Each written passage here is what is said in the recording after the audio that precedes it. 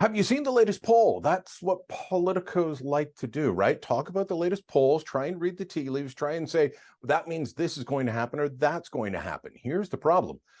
We don't know when the next election is. And that's why these polls most often say, if an election were held today, this would be the result. But the election could be a few months away, could be 6 months away, could be a year from now. We might go all the way to October 2025. We simply don't know. So what to make of the polls? Well, John Wright is a longtime pollster. He is vice president at Maru. Do I have that correct? Do I have your title correct, John? Because I just know you as John. So do I got the title correct? Executive Vice President of Maru Public Opinion. There we go. And you're someone that, know personally, but we've worked together for a long time in your various iterations of some of the best polling firms in the world. You're not doing a lot of horse race Canadian politics polls right now, so you don't have a poll in this race. But what's your advice for the journalists, the pundits, the politicians, the average citizen looking at this and saying, well, obviously there was a 19-point lead, now there's a 10-point lead, maybe it's a 17-point lead for Pierre Poilievre and the Conservatives. What would you tell everyone? First of all, take a deep breath. And while everybody wants to report the weekly or even overnight numbers, it really is a partisan's game at the moment, where if you're up or you're down, you're going to be cheering or casting aspersions. But for everybody else, I mean, as you rightly pointed out, Brian, we have a long way to go before there's an actual election date. I would suggest that if people are going to take stuff seriously, that they look into June. And the reason I say that is for two reasons. Number one is that I think most political polling people would say that they recognize there was a dip in the numbers for the Trudeau government around the time that the Bank of Canada started raising rates. I mean, we have currently 7 in 10 Canadians who think that the economy is on the wrong track, that 2/3 think it's terrible, their pocketbooks are down. It wasn't always the case, but that, I think if the Bank of Canada, having just given its latest report and held its rates, and if you look south of the border as well and combine them, we might be in for some rate cuts, maybe even two in the coming months, like probably into June or July sometime then.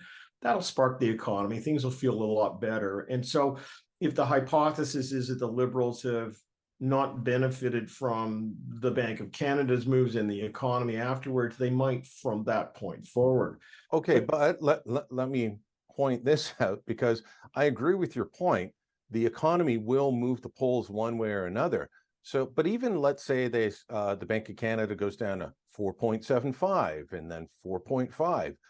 For the people who are renewing their mortgages, and there are a ton of mortgages coming up for renewal, going from 1.5 to 4.5, that's going to be a bitter pill to swallow. So it's a double-edged sword there. It is, but the second point I was going to make was really around the fact that the way in which most politicos see the landscape and how Mr. Trudeau sees the landscape, I think, are two different things. So you don't, we used to say that you needed 37 or 38% in order to get a majority government across this country. It still stands that way. And so the Conservatives, when they're at 41 or even when they're at 38, are jumping up and down saying that that's great.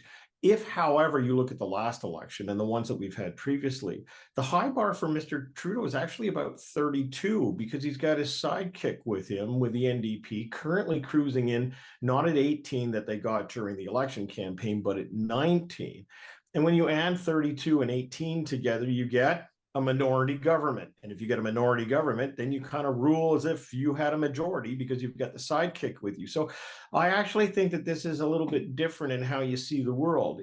You only need 4 or 5 points of the entire electorate to come back on side with Mr. Trudeau. And all of a sudden, you've got a very different dynamic. So, Brian, I get your point.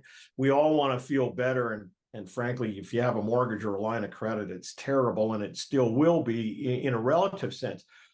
But all you need is two things to happen. Number one, you feel a little bit better about your pocketbook and the economy, and you start to lift a bit. The other things is some of the antics that Mr. Poilievre and his conservatives have done over the last week or so, that, you know, on whether it be about the Ukraine or whether it be the voting in the House the way it went, those are the sort of things that can act as wedges against you. And I think if you accumulate a number of those, again, all Mr. Trudeau needs is between 4 and 6 points based on whatever poll he has right now. That's not a high bar to reach, and we still have a long way to go. Well, in both the 2019 and 2021 campaigns, the Trudeau Liberals proved that they have the ability to micro-target and just campaign on where they need seats. So, for example, in the 2021 election, they campaigned against Alberta in suburban Vancouver and suburban Toronto. Two issues, in my view, that helped drive women back into the Trudeau fold. Big part of his voting constituency. And they just micro-targeted on the issues of gun control and COVID. And if the O'Toole conservatives win, they're going to repeal all our gun control. Your streets aren't going to be safe. And if the O'Toole conservatives win, look at how bad Alberta is with COVID right now, and we're all going to be in the hospital or dead. That's what they did because they knew, okay, here are the potentially winnable seats. I've never seen micro-targeting like that in a campaign before. You've been at this a lot longer than I have. Have you seen such a level of micro-targeting? And is that part of the future that we're going to see, you know, that may make national and even regional polls less reliable weather vanes? Well, the funny thing is in micro-targeting, I think I would actually call it the conservatives as being the masters of this. I mean, you go all the way back to the 1980s when even in the riding where I'm sitting right now was the hotbed for the first direct mail campaign. An American company called Odell Roper came into here and people would walk up to the doorway and say, so what do you want to tell Brian Mulroney? And they'd say, well, I don't like free trade and I don't like this and that. And within about 5 days, you get a letter from Brian Mulroney saying, let me tell you about the things you're concerned about. I mean, it goes back as far as that. The conservatives have always had the edge in this. I think what makes this a little bit different, Brian, is it's easier when you know what regions you've got to lift and you ignore the rest. This is the strategy of the Liberals. So they need some lift in Atlantic Canada. All right. So they've got a housing minister, they've got Seamus O'Regan, they've got a few others. They'll mine that, and even with the carbon tax on the home heating oil, they're starting to address some of that. They need to be in Quebec, which Mr. Trudeau knows, and the Bloc and the Conservatives are going to square off there, but he knows that he's got some potential leverage there. You look to British Columbia, and then you look to Ontario, and if they're tight there, as opposed to broadly apart, then in fact you've got some winnings at hand for a minority. So I agree with you entirely. In the last campaign, there was a turning point. You know when it was? It was when the current defense minister, Bill Blair, the former police chief in Toronto, held a press conference on a Sunday afternoon in what is the 905 area, that fine band around the outside, the suburban area, targeting gun control issues that had blown up in the face of the Conservatives based on some of their policy issues. And it brought women and suburban people back on side within the final days of the campaign, and it allowed them to get over the hump. So take Alberta out of this, that juices the numbers, Saskatchewan and Manitoba to a great degree as well. And then you look at the rest of the country, and it's a matter of micro-targeting those groups of people within those sections of the geography that deliver for the Liberals. So I still think there's a lot of leverage here for them, because even if you look in the last week, I do think that the Conservatives, for whatever reason, I mean, they can explain it in a policy brief if they want to, voting against Ukraine, everything in the House of Commons they did is captured. Everything will be used as wedges against them. I don't know how you can stand for democracy in Ukraine and vote against it at the same time. They will pull themselves into these type of issues, and the Liberals will use them. And as I said, in any other election campaign, that may bounce off them.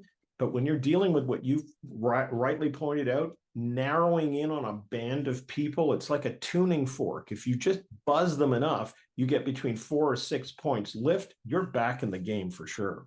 One of the interesting things, John, about the Abacus poll is that you look at the one from a week ago or 2 weeks ago where he had a 19-point lead, and I felt like that was overinflated.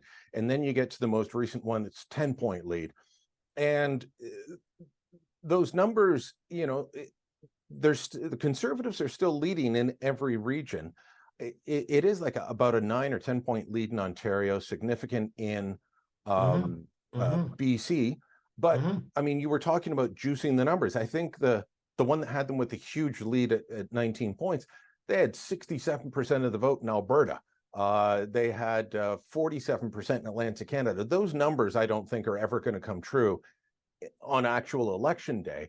So, you know, maybe it was a bit of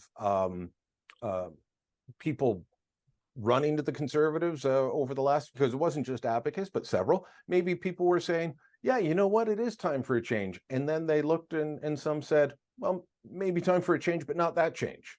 Well, I think as well, the Nanos poll, which is out today, shows a very similar spread that Abacus had last week, and it's going to be in that area. I think we have to look at polling in a couple of ways. Number one is, you hear about margin of error and, depending upon, so that plays into it. But more importantly, it depends on when you actually take a poll.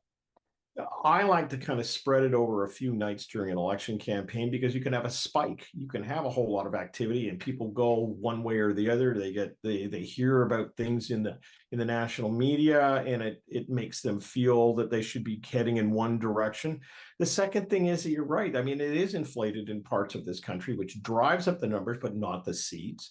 But more importantly, again, you have to take, this is where I'm on the side of the aggregators. This is where you go onto their sites and you see kind of a band of ups and a band of downs. There's a few things to take a look at. Number one, Mr. Trudeau's numbers are recovering. Him personally, he's sitting at about 30% today. And you'd say, oh, 70% of people hate him. Well, the fact of the matter is, Brian, that 65% of the people have hated him for a long time. And the reality is that you can still have a minority government, right? Like that's 35 in the can and he's ahead. So you have to take a look at a series of diagnostics. They're not just about a referendum on Mr. Trudeau, but with some of the things that the government will do and some of the things that the opposition leaders will do, you can look at a whole series of different pieces. I mean, the Angus Reid Institute came out with a great piece the other day, which really identified the character traits of Mr. Poilievre and Mr. Trudeau. And I mean, 45% of the people don't like Mr. Poilievre's approach. Well, that's a lot of people. And some of those people, in fact, will flip back to Mr. Trudeau if they continue not to like those things. So it's a little bit like flying an aircraft, isn't it? You kind of take off from the airport and you get up and you think you're the only plane in the sky and there's a bunch of others, but you've got an instrument panel you've got to keep a looking at. And as I said, that's why I think that you're seeing these numbers at this point for a confluence of reasons. And the Conservatives have done an excellent job of targeting Mr. Trudeau as the ballot. But what you see in all of the underlying pieces of these polls are there's about 5% of the entire population or the electorate who say, you know what, I'm parked over here. I may come back to Mr. Trudeau. It just depends. And that 5% will give him the minority that he wants. It's swing voters is what matters. John, sure, I want to end on this question because I still get people telling me polls are wrong all the time. Of course, you and I know that's not true. They'll point to Hillary Clinton was supposed to win 2016. Well, that's a misreading of polls, not that the polls were wrong, because I predicted the opposite reading the same polls. But, often it's people will say, well, it's an online poll, so that doesn't matter.